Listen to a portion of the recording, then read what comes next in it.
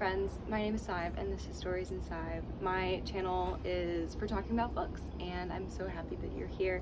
Today's video is going to be my wrap up for the month of May. Recently my pace of reading has been slowing down. I'm kind of jazzed about that. That was a unspoken goal for me this year, is to be a little bit more intentional and take my time enjoying the stories that I am picking up. With that being said, I actually read 5 books this month. The majority of the books that I read in the past have been audiobooks. However, now the physical books versus audiobooks that I read are about 50-50. And I listened to 2 audiobooks this month and read 3 physical books, which I'm really happy about. This month of reading was very I had some pretty low lows and some really high highs, so I feel like I should just call it like an okay month because everything will even out. But without further ado, let's get into the books. First off, I want to talk about For Aunties and a Wedding by Jessie Q. Sutanto. This is a cozy mystery, if you will. It's comedy, it has a little bit of romance, and then it's a mystery. I read Dial A for Aunties last year when it came out, and I liked it. It was so ridiculous and over the top, and so when I saw the audiobook come into my library, I just decided to pick it up. I didn't love it, I'll be honest. So this book follows our main character, Madeline, and she is a wedding photographer. In the first book, you follow her as her and her 4 aunts are all in business together. It's like a family business. One of them is a florist, one of them is a makeup artist, etc. So in this book, For Aunties and a Wedding, Madeline is the bride, and she finds out that her wedding coordinator is a part of the mafia, and that the mafia family has actually put a hit out on someone who is attending her wedding and are going to be killed at her wedding. And chaos ensues. It's supposed to be very dramatic, it's supposed to be very funny. However, I found the decisions that her and her aunts made in this book to just be so stressful, so anxiety inducing. I was not laughing at this one. I was just like, I know you're smarter than this, and so I just had a hard time, I think, coming to terms with some of the decisions that she was making. Because of that, it really took the enjoyment out of the book for me, unfortunately. The mystery aspect was a lot stronger in this book than the previous one. The mystery was who is the hit out on, and I found that part to be interesting and engaging. I did enjoy the writing, just the same as the previous one. However, just the plot was really not up my alley. It's not something that's for me. There was a certain level of secondhand embarrassment and cringe that I just can't get past, and it was really surprising to me because I genuinely did enjoy and have a good time with the first book. But this one for me, it was just not as good. I gave it 2 stars. I did enjoy it, but not as much as the first one. The second book I read was The Second Rebel by Lyndon A. Lewis, and this is the second in a series to The First Sister, and it is a sci-fi adult series. I am enjoying this so much. This follows a number of political plots as well as 2 POVs from the first book. We pick up in the first book following a nameless and voiceless character called the First Sister, and she is a political and religious symbol in this society. The second perspective is Leto, and he is a warrior, he's a soldier, and there's a war that is being cultivated. These characters in both their perspectives are actually on other sides of the war, making for a really intense and fast-paced reading experience. I found this book in particular to just be I don't know, so fast. It did not let up. I so enjoy many elements of this book. So we have obviously politics. We've got a war going on, and there's a number of different moves that are being made by both of these characters and some other side characters that are extremely important and absolutely hinges on the plot. The second thing is action. Just literal hand-to-hand combat and how that is written is very valuable to me. I found this to be exceptional. I really enjoyed the way the combat was written. Also, another element in this book that I loved was a very, very small and subtle romance plotline that continues through. There are 2 here in this book, and there was 1 in The First Sister, and oh my gosh, y'all, it is just so good. I was so pleased with how that went. And though one of the romances in particular I personally wasn't rooting for, it still made for that element to just like capitalize on all of the heightened emotions that are coming through this book, and I absolutely loved it. The third book in this series is The Last Hero, and that is coming out in November, and I will 100% be picking it up. The First Sister series and Skyward by Brandon Sanderson are two series that have just brought me into the sci-fi world this year. I'm obsessed. I gave this book 5 stars, one of the easier 5 stars I've given out this year. Next, I'd like to talk about Beach Read, and this is an adorable romance story by Miss Emily Henry, the icon herself, and it follows 2 characters, our first being January and our second being Augustus. There is only one perspective though, and that is January. She is an author, and she has gone through one of the most disruptive and disorienting years that has to do from breaking up with her long-term boyfriend and the passing of her father. And upon the passing of her father, it comes to light that her dad actually had been cheating on her mom for years and has basically like a second family. He had a mistress and another house. And so while this has all been going on, her as a writer, she has basically spent all of the money from the 4 previous romance novels she has written. She takes advantage of this new house that he stayed at with his mistress, and she goes to the beach for a summer to complete a book, send it into the publisher to make some money. Upon arrival, she runs into Augustus, who she has met before. He is her college rival and is also a writer himself. However, he is a writer of denser and more just sad literary fiction. And they butt heads a lot because she likes to write fluffy romances, and he's like, love doesn't end up like that. And so romance ensues. They become very good friends as they attempt to challenge each other to write the other's genre. I read this while on vacation. Setting was perfect. I devoured this book not quite 24 hours, but it was like 26 hours.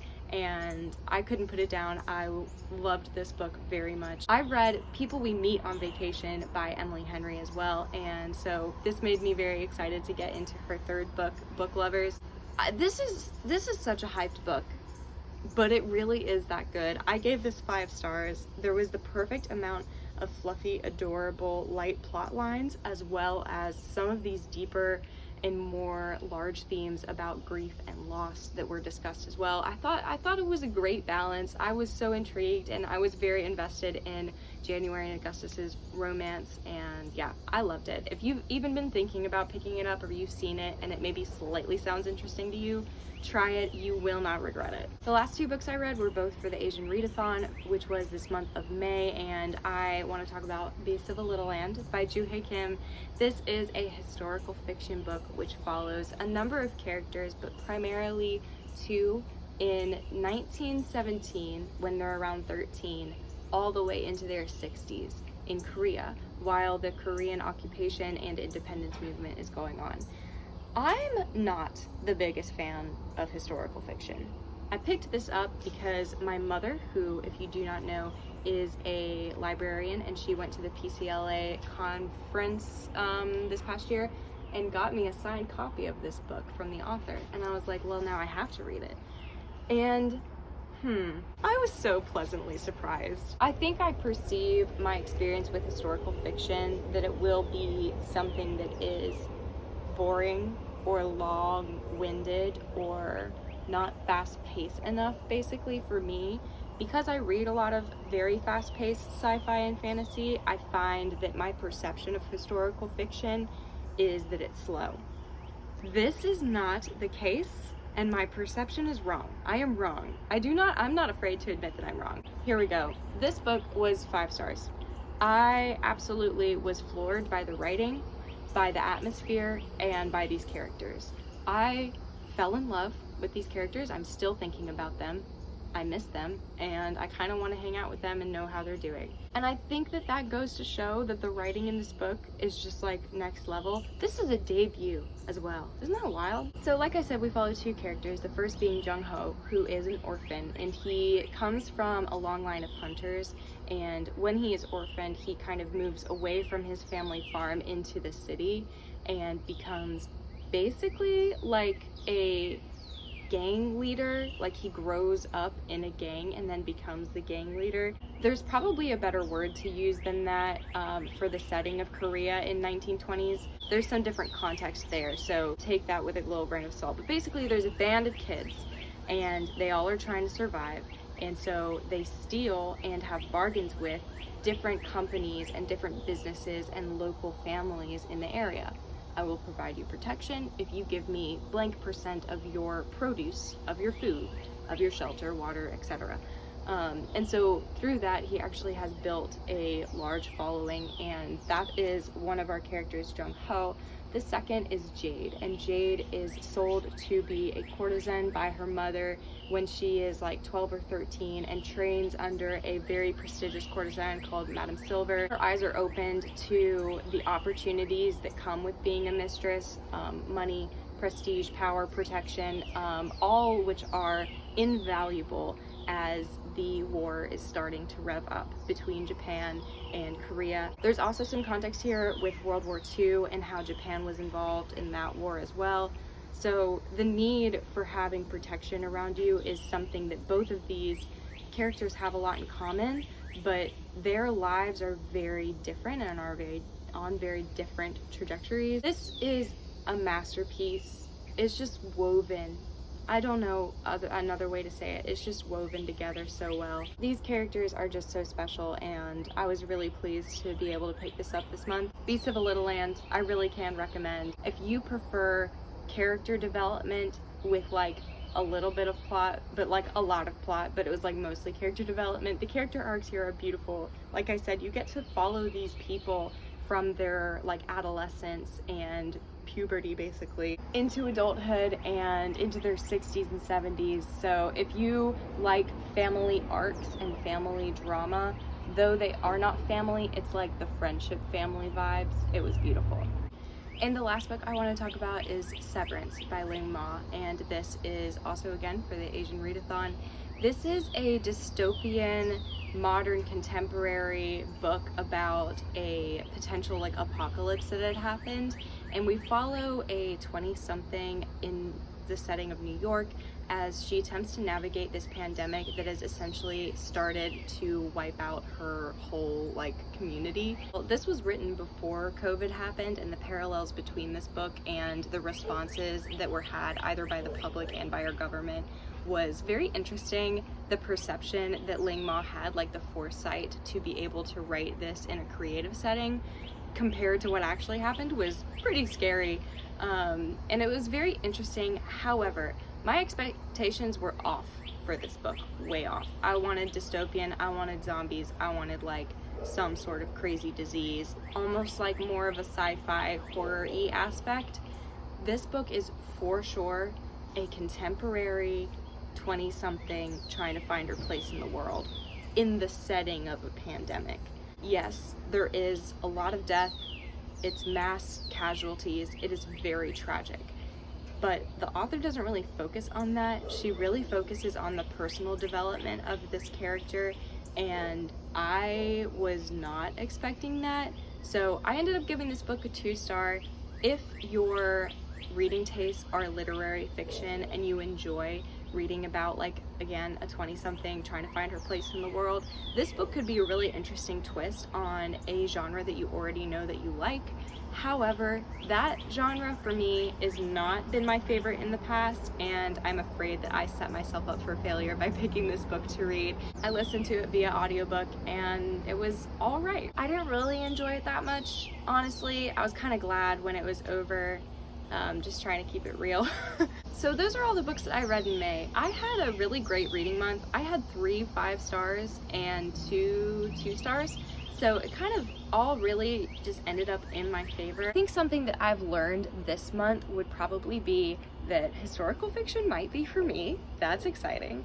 And also that taking my time with books is actually very beneficial, and it brings a certain level of enjoyment that I haven't really experienced before. I'm normally just like rushing through books because, if you don't know, I've only been reading consistently for about 2 years of my life. I feel like I kind of missed out on many years of reading, and so I've been panic reading, if you will. It's a term that I have coined.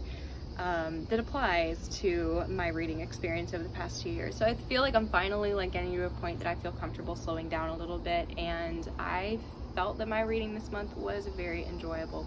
Thank you so much for watching. What did you read this month? What was your most recent 5-star? And do you have any fun reading plans up for next month? I would love to know. If you have not already subscribed, please feel free to do so. I put out bookish content like this, and if you like that sort of thing, my channel might be for you. I am losing daylight quickly. And thanks again for watching. I will see you in the next video. Bye.